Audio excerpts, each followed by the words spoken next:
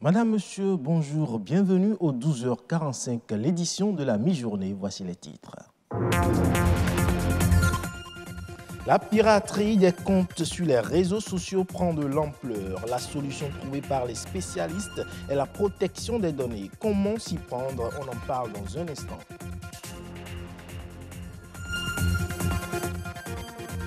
Le lait Célia est interdit de vente et de consommation au Bénin. Une décision respectée par les promoteurs de supermarchés.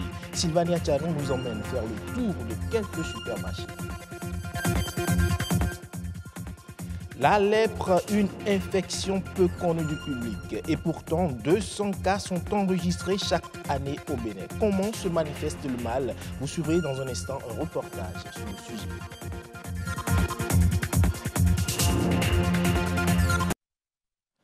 Le gouvernement et les centrales et confédérations syndicales ont renoué mardi dernier avec le dialogue en vue de l'apaisement de la fronde sociale qui sévit depuis quelques jours. Ils ont tenu la première session extraordinaire de la Commission nationale permanente de concertation et de négociation collective avec les 7 confédérations syndicales. Pour cette rencontre qui dure 3 jours, les points proposés à l'ordre du jour sont entre autres l'implication des statuts particuliers des enseignants de la maternelle, du primaire et du secondaire, les échanges sur le relevé des conclusions des négociations entre le comité gouvernemental et le collectif des syndicats du secteur de la santé, la coordination entre le Fonds national des retraités du Bénin et la Caisse nationale de sécurité sociale.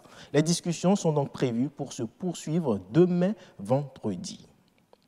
C'est officiel depuis quelques jours. Le lait Célia est retiré et ne sera plus vendu dans aucune pharmacie sur le territoire national. Mais au-delà des pharmacies, la décision s'applique également aux supermarchés de la place.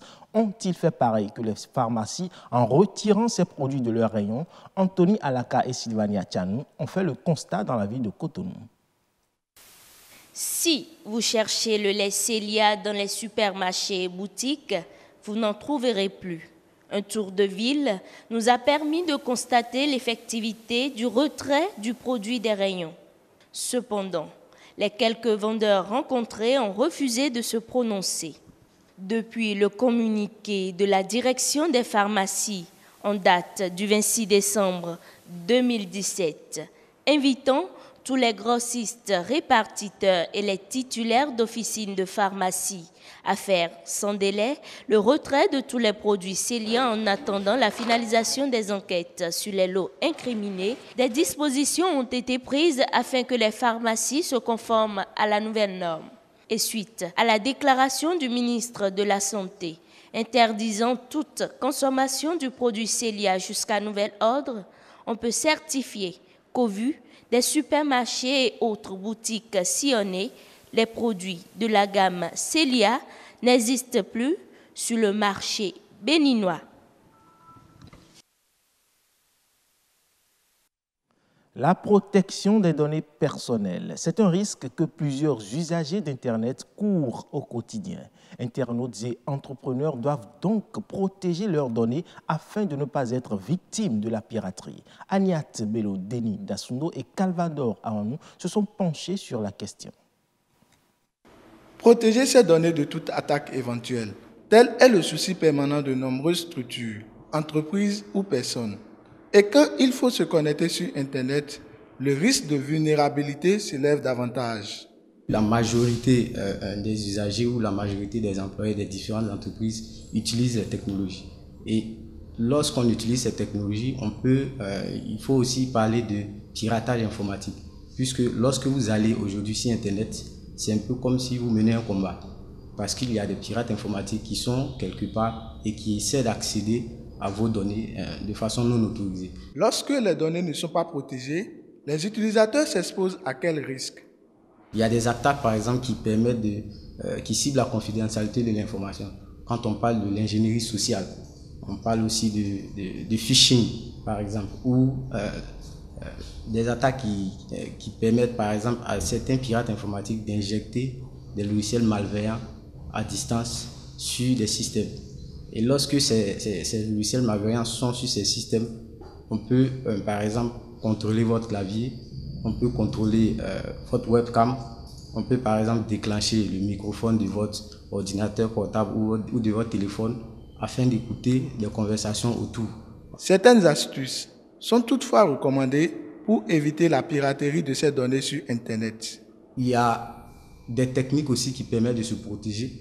D'abord, il faut savoir ce qu'on met sur Internet. Ce n'est pas tout qu'on peut mettre sur Internet. Voilà. Et il y a aussi, par exemple, l'utilisation des mots de passe robustes.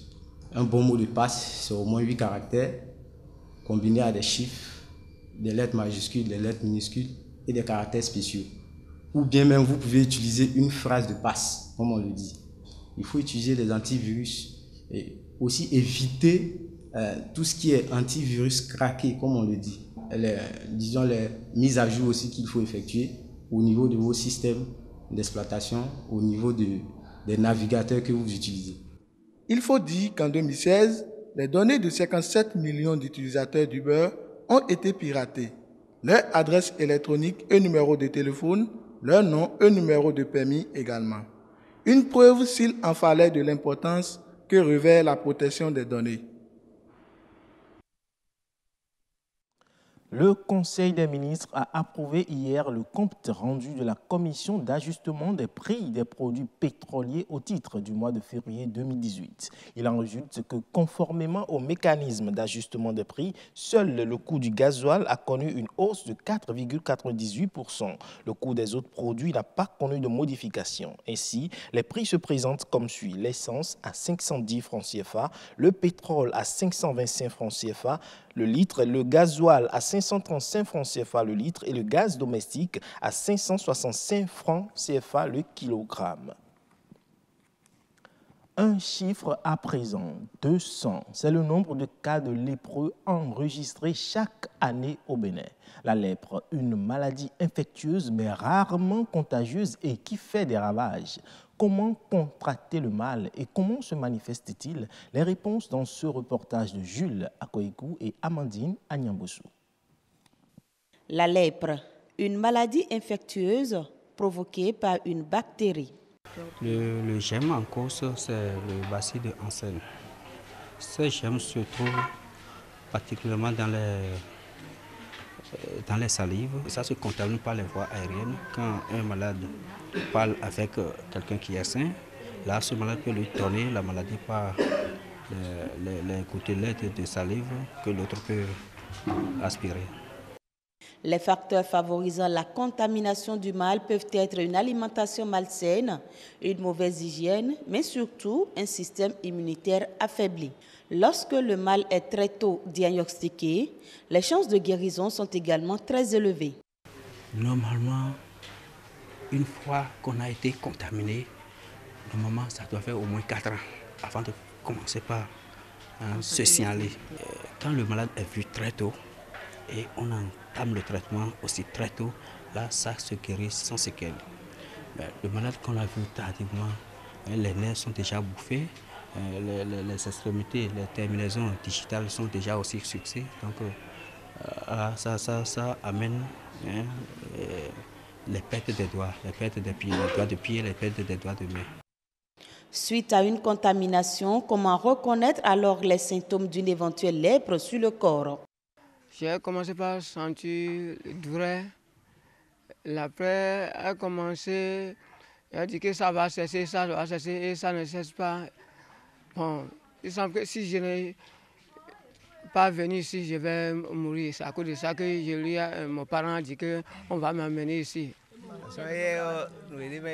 Cette maladie est très compliquée. Elle apparaît subitement et se manifeste par des inflammations des pieds et des mains. La lèpre est donc une maladie transmise par des gouttelettes de toux et éternuements suspendus dans l'air. Au Bénin, elle est encore trop présente et depuis 10 ans, il est enregistré en moyenne 200 cas de lépreux chaque année. En 2017, il y a eu 150 nouveaux cas, dont 11% sont des enfants de moins de 15 ans et 69% sont des lépreux multibacillaires hautement contagieux avec plusieurs lésions sur la peau et 27% présentent des mutilations. Ça se manifeste par des taches sur le corps, des taches insensibles, Là, l'enfant vient en consultation, bien la maman l'amène en consultation. Et puis, on fait l'analyse du sang. Et quand on trouve, on le met sous traitement. Oui, on peut en mourir. Mais actuellement, en tout cas chez nous ici, c'est très rarement que les gens meurent de la lèpre. Quand un malade est dépisté, mis sous traitement, et le malade fait la réaction, et on ne prend pas vite soin de cette réaction-là, le malade peut en mourir. À la date du 31 décembre 2017, 246 malades lépreux sont hospitalisés dans les 8 centres de traitement anti-lèpre du Bénin. Le centre de traitement de Davungon a accueilli le grand nombre, soit 37%. Ouverture hier à Casablanca au Maroc du séminaire international sur la mobilité durable. Les réflexions tournent autour du thème « Promouvoir les transports publics à travers des politiques et des innovations efficaces ». Cette rencontre s'inscrit donc dans le cadre de la démarche environnementale volontariste du Maroc et a pour vocation d'exposer les mesures visant à réformer le secteur du transport. Elle vise également les tendances récentes en matière de gestion globale des déplacements urbains ainsi que les technologies et solutions innovantes en faveur d'une mobilité durable et environnementale. En page inter à présent, la migration en direction de l'Italie en passant par la Libye est toujours d'actualité. Une fois encore, l'équipe médicale de Médecins sans frontières a ranimé des enfants, notamment des bébés, lors d'une opération en Méditerranée. Regardez plutôt les images de l'AFP commentées ici par Marcel Arrossi. L'équipe médicale de Médecins sans frontières a ranimé 6 enfants, 3 bébés, un enfant de 4 ans et 2 autres de 7 ans lors d'une opération en Méditerranée. Confirmant le décès de 2 personnes, les gardes-côtes italiens ont recensé samedi 800 personnes sauvées en Méditerranée centrale au cours de 5 opérations distinctes. Selon le ministère italien de l'Intérieur, 2730 migrants en provenance de Libye ont débarqué sur les côtes italiennes depuis le 1er janvier 2017. La quasi-totalité des migrants qui débarquent en Italie, soit 119 000 en 2017, passent par la Libye, mais les départs sont en baisse depuis l'été à la suite d'accords conclus par Rome avec les autorités libyennes et des milices. Ce sera donc tout pour les informations de cette mi-journée. Merci pour votre aimable attention. Le programme se poursuit sur BB24.